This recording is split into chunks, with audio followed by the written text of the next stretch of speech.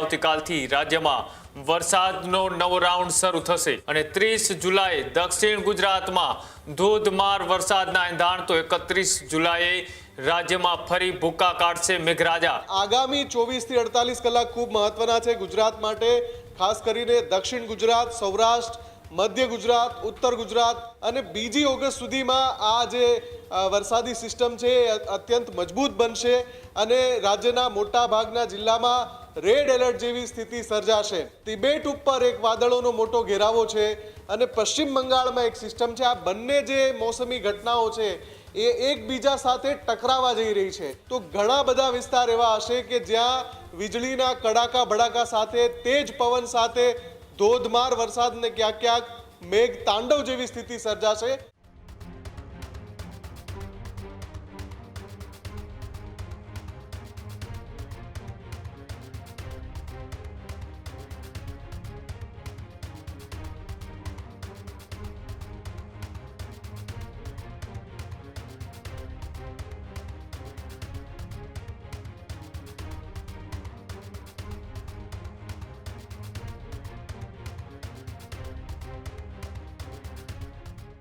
રાજ્યની અંદર ફરી એક વખત વરસાદના ત્રીજા રાઉન્ડની હવે શરૂઆત થવા જઈ રહી છે। આવતીકાલથી રાજ્યમાં વરસાદનો નવો રાઉન્ડ શરૂ થશે।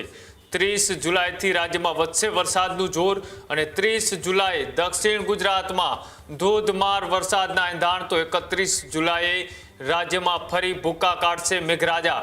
2 ઓગસ્ટ સુધી ભારે વરસાદની હવામાન વિભાગની આગાહી છે, ત્યારે રાજ્યના અનેક જિલ્લામાં અતિ ભારે વરસાદની પણ આશંકા। છોટાઉદેપુર, નર્મદામાં અતિ ભારે વરસાદની શક્યતા છે, સાથે જ રેડ એલર્ટ પણ જાહેર કરવામાં આવ્યું છે। ત્યારે પંચમહાલ, દાહોદ, વડોદરામાં ઓરેન્જ એલર્ટ છે તે જાહેર કરવામાં આવ્યું, તો અમદાવાદ, ગાંધીનગરમાં પણ ભારે વરસાદની શક્યતાએ યલો એલર્ટ છે તે કરવામાં આવ્યું છે જાહેર। સૌરાષ્ટ્રના મોટા ભાગના વિસ્તારમાં પણ ભારે વરસાદ પડે તેવી શક્યતા હાલ અત્યારે વ્યક્ત કરવામાં આવી રહી છે।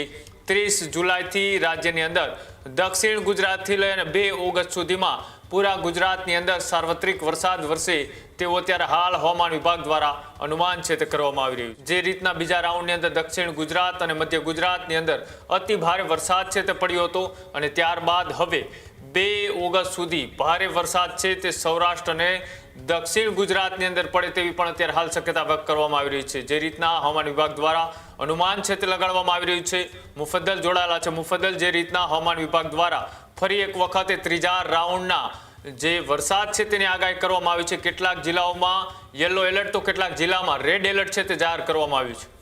બિલકુલ જે રીતની આગાહી થઈ હતી કૃણાલ, એ જ પ્રમાણે સિસ્ટમ છે ગુજરાતને ઘેરી રહી છે અને હવે 24 થી 48 કલાક બાકી છે જ્યારે વરસાદનો નવો રાઉન્ડ છે દસ્તક દે। અત્યારે જે વરસાદી માહોલ છે એ ગઈ સિસ્ટમ જે એટલે કે બીજો રાઉન્ડ હતો એની પૂંછડી છે, એટલે કે એ સિસ્ટમ જતા જતા અત્યારે જે માહોલ છે, વરસાદી માહોલ છે એના કારણે છે। પણ આગામી 24 થી 48 કલાક ખૂબ મહત્વના છે ગુજરાત માટે, ખાસ કરીને દક્ષિણ ગુજરાત, સૌરાષ્ટ્ર, મધ્ય ગુજરાત, ઉત્તર ગુજરાત તમામ વિસ્તારોમાં જે નવો રાઉન્ડ આવી રહ્યો છે એના કારણે વરસાદ પડે એવી સંભાવના છે।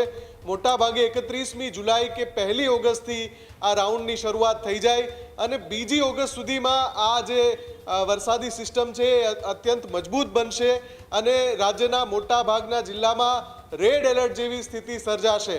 આની સાથે સાથે બીજી એક મહત્વની બાબત પણ છે કે દેશના ચોમાસામાં પણ એક મોટું અપડેટ છે। તિબેટ ઉપર એક વાદળોનો મોટો ઘેરાવો છે અને પશ્ચિમ બંગાળમાં એક સિસ્ટમ છે। આ બંને જે મોસમી ઘટનાઓ છે એ એકબીજા સાથે ટકરાવા જઈ રહી છે, એની અસર પણ જ્યારે 1લી ઓગસ્ટથી ગુજરાતમાં ચોમાસાનો રાઉન્ડ શરૂ થશે ત્યારે થશે, કેમ કે બંને સિસ્ટમ જો ટકરાય તો ઘણા બધા વિસ્તાર એવા હશે કે જ્યાં વીજળીના કડાકા ભડાકા સાથે, તેજ પવન સાથે ધોધમાર વરસાદ ને ક્યાંક ક્યાંક મેઘ તાંડવ જેવી સ્થિતિ સર્જાશે। જો કે એ પરિસ્થિતિ ગુજરાત પર નહીં આવે, પણ જે સિસ્ટમ ગુજરાત તરફ આગળ વધી રહી છે એને ધક્કો મારી શકે છે અને એટલે જ 1લી અથવા બીજી ઓગસ્ટે હાલની જે આપણે સિસ્ટમની વાત કરી રહ્યા છીએ કે જે ગુજરાત પર ખૂબ સારો વરસાદ વરસાવે એ મજબૂત બને એવી સંભાવના છે। લગભગ 5 થી 6 દિવસનો આ ગાળો હશે કે જેમાં ગુજરાતના લગભગ તમામ વિસ્તારો આવી જશે। જ્યાં ઓછો વરસાદ છે ત્યાં પણ ઓગસ્ટવાળા રાઉન્ડમાં સારો વરસાદ પડવાની સંભાવના છે। બીજું કે દર 24 કલાકે પરિસ્થિતિ બદલાતી જાય છે, એટલે શું એ વધારે મજબૂત બનતું દેખાય છે કે નબળું પડતું દેખાય છે? તો જો અત્યારે 29મી જુલાઈનો ડેટા આપણે જોઈએ તો જે ઓગસ્ટના પહેલા સપ્તાહનો રાઉન્ડ છે એ ખૂબ જ સારો વરસાદ લાવે, ભારેથી અતિ ભારે વરસાદ લાવે એ પ્રકારના સંકેતો અત્યારે દેખાઈ રહ્યા છે. કેન્દ્રીય હવામાન વિભાગની જે લેટેસ્ટ સેટેલાઇટ ઇમેજ છે એમાં પણ કંઈક એવું જ દેખાઈ રહ્યું છે. અત્યારે ગુજરાતના આકાશ પર વાદળો છે પણ વરસાદ વરસાવે એવી સિસ્ટમ નથી.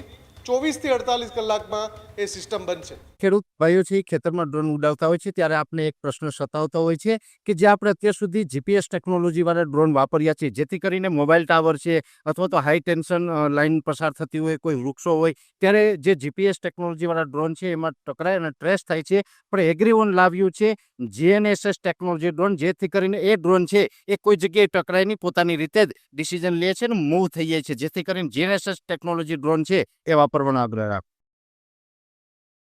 હજુ સુધી તમે અમારી ચેનલને સબસ્ક્રાઇબ નથી કરી તો અત્યારે જ ન્યૂઝરૂમ ગુજરાતને સબસ્ક્રાઇબ કરો, ફેસબુક અને ઇન્સ્ટાગ્રામ પર ફોલો કરો.